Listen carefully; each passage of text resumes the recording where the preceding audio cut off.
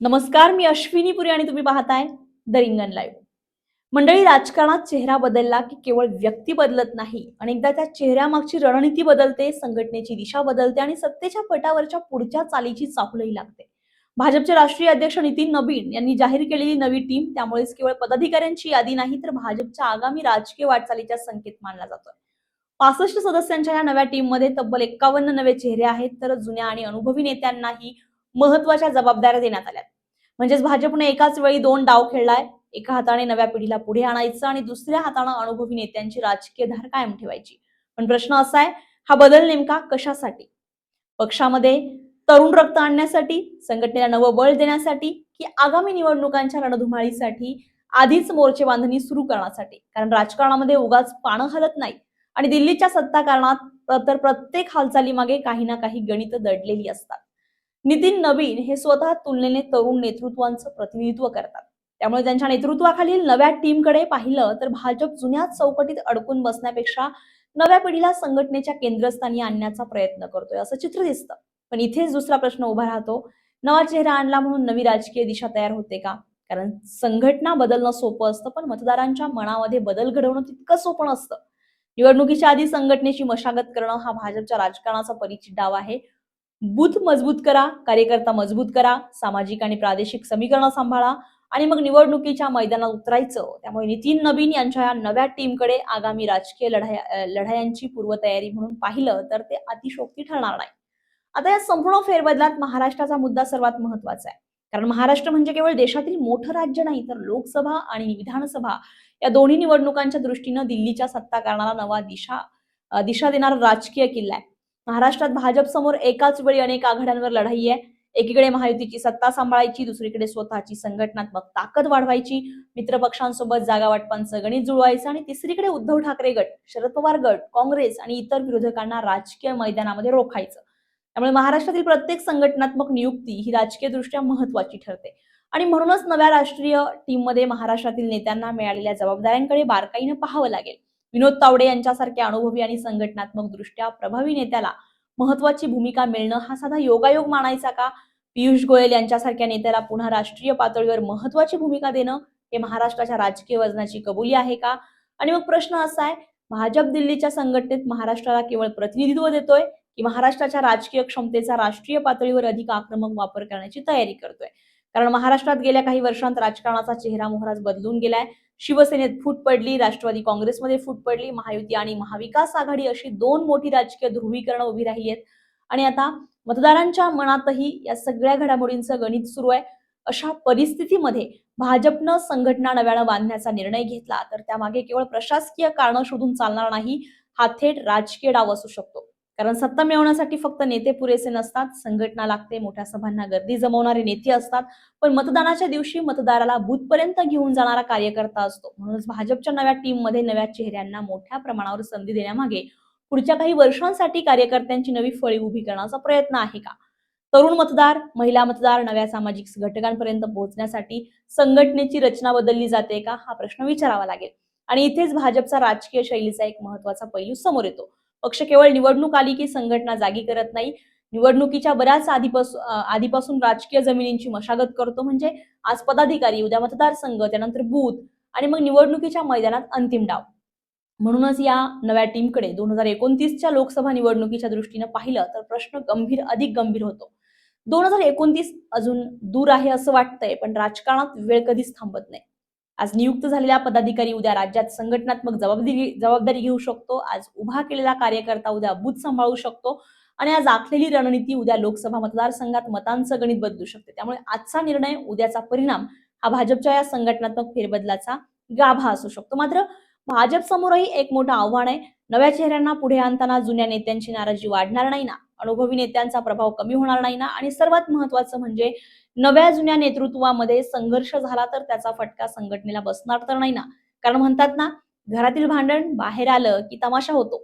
संघटनात्मक शिस्त ही भाजपची ताकद मानली जाते, पण मोठ्या पक्षात मोठ्या महत्वाकांक्षा असतातच. त्यामुळे नव्या टीम समोर फक्त विरोधकांचं आव्हान नाही, तर अंतर्गत संतुलन राखण्याचं आव्हानही आहे. आता याचा दुसरा राजकीय पैलू म्हणजे महायुती. भाजप, शिवसेना आणि राष्ट्रवादी काँग्रेस हे सध्या सत्तेचे भागीदार आहेत, पण सत्ता वाटून घेणं आणि मतदारांचा आधार वाटून घेणं यामध्ये जमीन आसमानाचा फरक आहे. प्रत्येक पक्षाला स्वतःची संघटना वाढवायची आहे, स्वतःचा मतदार मजबूत करायचा आहे आणि भविष्यातील राजकीय सौदेबाजीमध्ये स्वतःचं वजन वाढवायचं आहे. मग भाजपची राष्ट्रीय संघटना अधिक मजबूत झाली तर त्याचा परिणाम महायुतीच्या अंतर्गत राजकीय संतुलनावर होणार तर नाही ना. उलट प्रश्न महायुतीतील मित्रपक्षांनाही विचारावा लागेल. भाजप संघटना मजबूत करत असेल तर तुम्ही काय करताय? भाजप बूथ मजबूत करत असेल तर तुमची बूथ यंत्रणा किती मजबूत आहे? भाजप नव्या मतदारांपर्यंत पोहोचण्यासाठी नवे चेहरे पुढे करत असेल तर तुमची पुढची पिढी कुठे आहे? कारण निवडणूक आली की केवळ आघाडीच्या नावावर मतं मिळत नाही, मतदारसंघाच्या गल्लीबोळात संघटना उभी असावी लागते. आणि आता विधेयकांकडे देखील पहा. भाजपनं आपली नवी टीम जाहीर केली आहे, नवे चेहरे पुढे आणलेत, अनुभवी नेत्यांना पुन्हा मैदानात उतरवलंय, प्रादेशिक समीकरण जुळवण्याचा प्रयत्न केला. तर विरोधकांच्या छावणीमध्ये काय सुरू आहे? काँग्रेसकडे बूथनिहाय संघटना किती मजबूत आहे? ठाकरे गटाकडे मुंबई बाहेरील संघटनात्मक ताकद किती आहे? शरद पवार गट ग्रामीण महाराष्ट्रात आपला प्रभाव किती टिकवून ठेवू शकतो? आणि या सगळ्यांच्या तुलनेत भाजपनं जर आतापासूनच आपली निवडणूक यंत्रणा धारदार केली तर विरोधकांना जाग येईपर्यंत उशीर होणार नाही ना. कारण वेळ गेली की हात चोळत बसण्याची वेळ येते. निवडणूक जाहीर झाल्यानंतर संघटना उभी करता येत नाही, ती वर्षानुवर्ष उभी करावी लागते. म्हणूनच भाजपच्या या नव्या टीमकडे विरोधकांनी केवळ नियुक्त्यांची यादी म्हणून पाहिलं तर ती राजकीय चूक असू शकते. आता या नव्या टीम मध्ये जुने चेहरे परत आलेत, हेही तितकंच महत्वाचं आहे.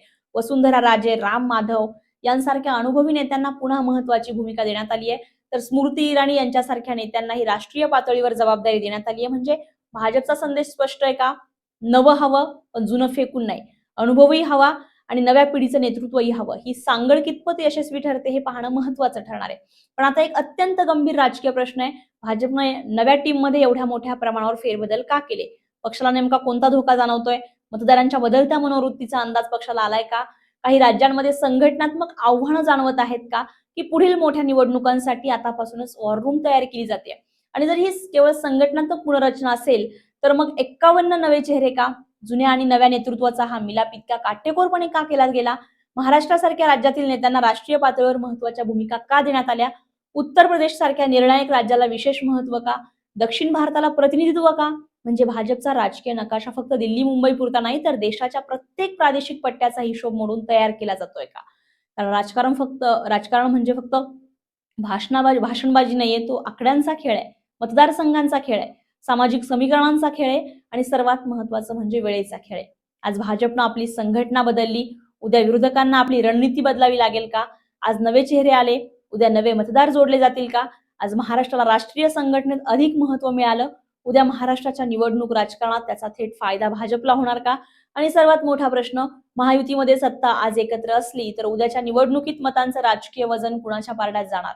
कारण सत्तेच्या खुर्चीवर बसताना मित्र असतात, पण निवडणुकीच्या मैदानात प्रत्येक पक्षाला स्वतःचं अस्तित्व आणि स्वतःची ताकद सिद्ध करावी लागते. म्हणूनच नितीन नबीन यांची ही नवी टीम म्हणजे केवळ नव्या जुन्यांचा मिलाप आहे असं म्हणणं कदाचित अपुरं ठरेल. हा भाजपच्या पुढच्या राजकीय डावाचा ट्रेलर असू शकतो. आणि आता खरी परीक्षा सुरू झालेली आहे. नवा अध्यक्ष, नवी टीम, नवे चेहरे, जुन्या दिग्गजांची पुनरागमनाची चाल, महाराष्ट्राला मिळालेलं महत्व आणि त्यामागे 2029च्या राजकीय रणांगणाची तयारी. म्हणूनच आता प्रश्न फक्त एवढाच नाही की भाजपची नवी टीम कोण?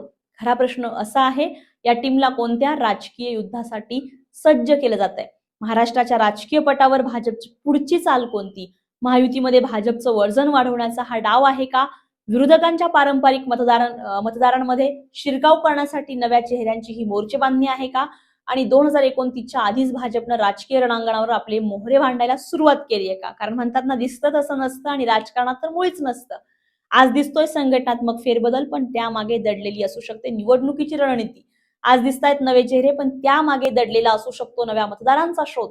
आज दिसतोय महाराष्ट्राला मिळालेला मान, पण उद्या त्याच महाराष्ट्राच्या मतपेटीतून भाजपला त्याचा मोबदला मिळणार का? याचं उत्तर काळ देईल. पण एक गोष्ट मात्र नक्की आहे, भाजपनं पट मांडायला सुरुवात केली आहे.